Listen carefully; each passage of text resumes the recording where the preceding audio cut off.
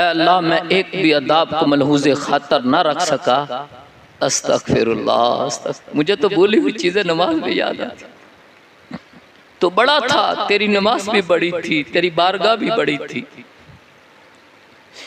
मुझे तो दुनिया ने नहीं छोड़ा। अल्लाह जो सही स्टाइल था, तरीका था, जो अदाब थे, वो मैं मलहूज़ ही ना रख सका मेरे मालिक। अस्तगफिरुल्लाह, अस्तगफिरुल्लाह, मुझे माफ कर दे, बख्श दे मुझे। बिल्कुल ये ऐसे है जैसे मैं किसी बड़े से मिलूं। आप किसी एमएन एमपीए से मिलते हैं, किसी डीपीओ से मिलते हैं, चंद मिनट मुलाकात के बाद आप उससे कहते हैं, जब मजलिस को बर्खास्त करते हैं, आप उससे बोलते हैं अगर मुझसे कोई ऊंच नीच हो गई हो, कोई सख्त सुस्त अल्फाज मेरे मुंह से निकल गए हो, तो मुझे माफ कर दीजिएगा। बिल्कुल यही वो स्टाइल उसकी बारगाह में रहे हैं। अल्लाह मैं इतराफ करता हूँ, तेरी बारगाह बड़ी थी, तेरी नमाज भी बड़ी थी, तेरे सामने हाजिरी बहुत बड़ी थी, मुझे तो दुनिया ने नहीं छोड़ा। अल्लाह अब 3 दफा इकरार करता हूँ अपने गुनाहों का और तुझसे उसकी माफी मांगता हूँ। दूसरी बात मैं कहा ना, अल्लाह ने इस जिक्र को क्यों सबसे बड़ा जिक्र कहा है, नमाज को? हमें मालूम ही नहीं, हम जानते ही नहीं। हम नमाज का इख्तिताम किस चीज पे करते हैं? नमाज से खारिज किस चीज? अस्सलामु अलैकुम रहमतुल्लाह, अस्सलामु अलैकुम रहमतुल्लाह। क्या मतलब, माना क्या इसका? कभी गौर किया? आप इधर बैठे हैं, ये भाई ये भी इधर ही हैं, इनको बैठे बैठे सलाम तो नहीं ना बोलेगा।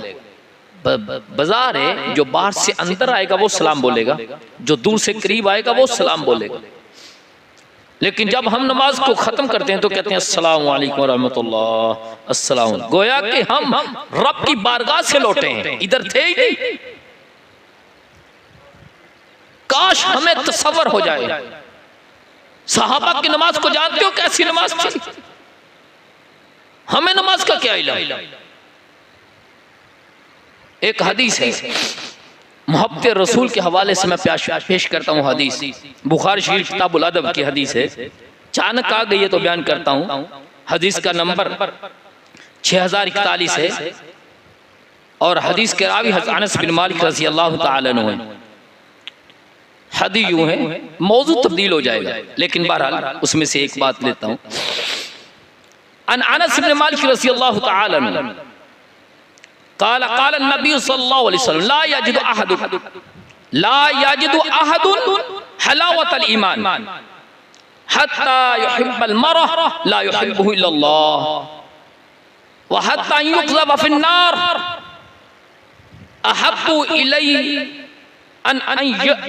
इलैहि मिन अन यरजिअ इलल कुफ़र बाद इज़ अनक़ज़हुल्लाहु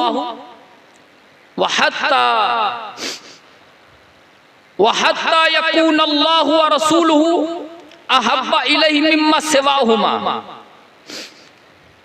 हज़रत अनस फरमाती कि नबी अलैहिस्सलातु वस्सलाम ने फरमाया, आप में से कोई शख्स ईमान की हलावत मिठास पा ही नहीं सकता,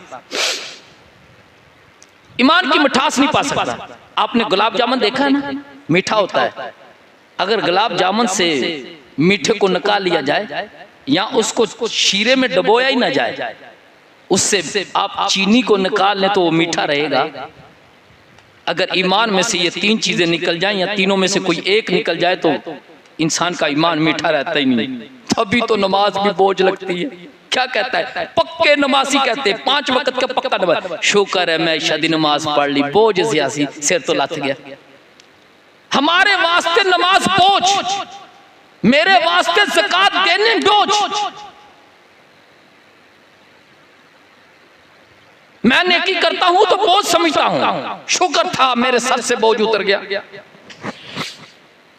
बोझ क्यों समझते हैं? क्योंकि हमने मिठास पाई नहीं। मिठास क्या है, लावत क्या है? हिलावत होती तो पता चलते। सहाबा जानते हो, हज़रत अली रज़ी अल्लाह तआला अन्हु को तीर लगता है, नमाज में खड़े होते हैं, तीर निकालने वाले तीर निकालते हैं, सलाम फेरते हैं, पूछते हैं तीर निकाल लिया या अभी बाकी है? अल्लाह सहाबी वापस आ रहे हैं जंग से, 2 सहाबी पहरा देने वाले, एक उमैर है, दूसरा गालबन अमार थे, मेरे ज़हन से नाम कंफ्यूज है, मिलते जुलते नाम है, आइन से शुरू थे, उमैर या उमर, दोनों में से कोई, दोनों सहाबा में अमार और उमैर दोनों में से कोई एक था।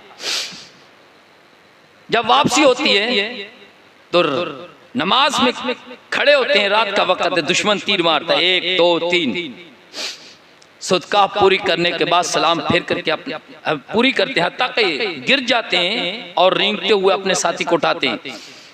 जब अपने साथी को उठाया तो उसने कहा आपने पहले क्यों नहीं उठाया, जिस्म में तीर 3 लगे हैं और जिस्म का सारा खून नुचड़ गया है। कहा मैंने सदका शुरू की है, इसको पूरा कर दो। अल्लाह, ये हिलावत जानते हो, मिठास क्या है ईमान की, हमें क्या खबर, हमें तो नमाज भी बोझ लगेगी, हमें तो ज़कात भी बोझ लगेगी, हमें तो नेकी का हर काम बोझ लगेगा, क्योंकि हमारे अंदर ईमान की वो मिठास ही नहीं है।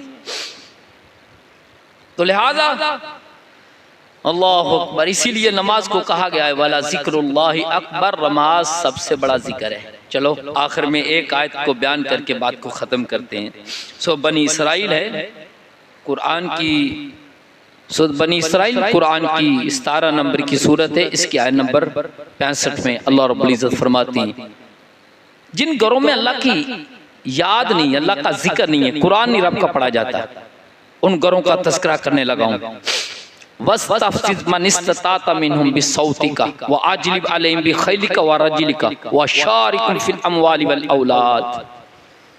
अल्लाह कहता कि जरा फिसला ले इनको अपनी आवाज़ से, इनमें से जिसको तू चाहता है अपनी आवाज़ से फिसला ले। आवाज़ क्या, गाना आवाज़ है ना उसकी। आज किस घर में टीवी नहीं चल रहा, किस घर से गाने की आवाज़ नहीं आ रही, ये शैतान की आवाज़ है। अल्लाह कहता है इनको फिसला लो। फिर होता क्या है, अल्लाह कहता है खुद नहीं आना, इस घर में घुस जा, अपने प्यादे भी लेकर के, अपने सवार भी लेकर के। फिर क्या आता है, कारी साहब क्या, मोहल्ले का एक आदमी आता है कारी साहब के पास, कारी साहब मेरी बीवी चलती है तो पीछे से यूं लगता है जैसे कोई साया है, डर जाती है, बच्चा सोया हो तब जाता है। कारी साहब उसको दम, अभी वो कारी साहब के पास आया कि कारी साहब मुझे ना कोई परवाना जारी कर दें, सर्टिफिकेट दे दें कि फलां बाबा की दरगाह पे पहुंचूं, अगरबत्ती सुलगाऊं, या किसी बाबे को अपने घर में लेकर के आऊं। बाबा कुछ खास मंत्र पढ़ता है, पढ़ने के बाद कहता है तेरे घर में तो पूरी 1.25 लाख की पक्की बैठी है, बारात पूरी आई हुई है। अल्लाह कह रहा है खेलना नहीं जाना है, क्यों, अपने प्यादों और पूरे लश्कर को लेकर जा। अब जिस बाबे को लेकर के आया वो बाबा क्या कहता है, पहले एक मुसीबत थी, एक मुसीबत कम थी, जिन भूत प्रेत तो पहले घर में थे, एक बाबा जी भी। दूसरी मुसीबत ये है जो काम करने का वो करने को तैयार ही नहीं है। एक मोमन जिनसे डर जाए। मैं कमो पेश अल्हम्दुलिल्लाह अल्लाह पाक का इस बच्चे का सिर्फ इतनी उम्र होगी मेरी, एक बंदे से मेरी शर्त लग गई। सर्दियों के दिन थे, 9:30 के ऊपर टाइम था। शर्त ये लगी कब्रिस्तान जाना है, वहां जाकर के निशानी के तौर पर ग्वार गंदर लेके आनी है, एलोवेरा जिसको बोलते हैं, कुल्हाड़ी ले ली। मैंने उसको कहा जाओ, ये अंडे बेच रहा था गली में, मैंने कहा ये सारे अंडे मुफ्त खिलाऊंगा। कहता अगर आप ले आए तो आपको। मैंने कहा मैं ठीक है, कुल्हाड़ी पकड़ी अल्हम्दुलिल्लाह मैंने ला के दी। मैंने कहा आप बांट सबको, आधे से ऊपर कूलर था सारा बांट दिया। फिर मैंने उससे पैसे दिलवाए। मोमन का क्या काम है, मोमन को ये चीजें, मोमन के लिए कुछ भी नहीं है ये चीज। अल्हम्दुलिल्लाह अल्लाह ने कहा कि शैतान का तो जाल कैद बिल्कुल ज़ईफ कमजोर है, मोमन पे चलने वाला हथियार है नहीं इसका। लेकिन हमारे घरों के घर जब अल्लाह की याद से खाली होंगे तो फिर ये खुद नहीं आएगा। अगर केला नहीं तो अपने साथ पूरी की पूरी पक्की लेके आएगा। फिर बाबा जी बोलेंगे 1.25 लाख की पक्की है तेरे घर में, होगा क्या? अगली बात क्या होगी, ये कान खोल के सुन लो। अल्लाह कहता है शारिकुम फिल अमवालि वल औलाद, शरीक हो जा, हिस्सेदार बन जा, इसकी औलाद में भी और इसके माल में भी। कहता है हज़रत साहब लाखों कमाता हूँ पता ही नहीं चलता, इधर से आते हैं इधर से चले जाते हैं, औलाद बड़ी नाफरमान है। ओ भाई औलाद नाफरमान होने की वजह और सबब कुरान से पूछ। तू मौलाना साहब का आड़ के कहता आजा मौलाना साहब मेरे घर में दम प्रेत जरा आजा फूका लगा दे जरा। कुरान वजह बता रहा है तेरे घर में मुसीबत की, तेरे पैसे में जो बरकत नहीं ना, असल में कुरान पढ़ते ही नहीं। ओए असल चीज पैसा नहीं है, असल चीज पता क्या है? अल्लाह फरमाता लौ अन्ना अहलल कुरा आमनु वत्तक़ौ लफ़तहना अलैहिम बरकातुम मिनस समाई वल अर्ज़। असल चीज भाई बरकत है, बरकत जो आज हाथों में नहीं है, हमारे निकल गई है, निकल गई आज बरकत हमारे हाथों से। पैसे की कसरत है, रेल बेल है, लेकिन पैसे में बरकत है नहीं, न्यूसत से भरा हुआ। तगड़ा बंदा बीमारियों का मजमुआ, खा कुछ सकता नहीं है, क्या करना उसने पैसा, उसके लिए पैसा रोड़ा एक बराबर है, जो अपने ऊपर ही नहीं कुछ कर सकता, लगा ही नहीं सकता, खा ही नहीं सकता कुछ, तो उसके लिए तो पैसा बेकार है। तो लिहाजा जरूरत की चीज की हम घरों में अपनी जबानों को भी तरोताजा रखें अल्लाह की याद से, अपने घरों में भी कुरान पढ़ें, जिक्र ज़कार करें, अपनी खवातीन को भी कहें। और अल्लाह रब्बुल इज़्ज़त से दुआ है, ये तो लंबा टॉपिक है, अल्लाह रब्बुल इज़्ज़त से दुआ है अल्लाह रब्बुल इज़्ज़त हमारे दिलों को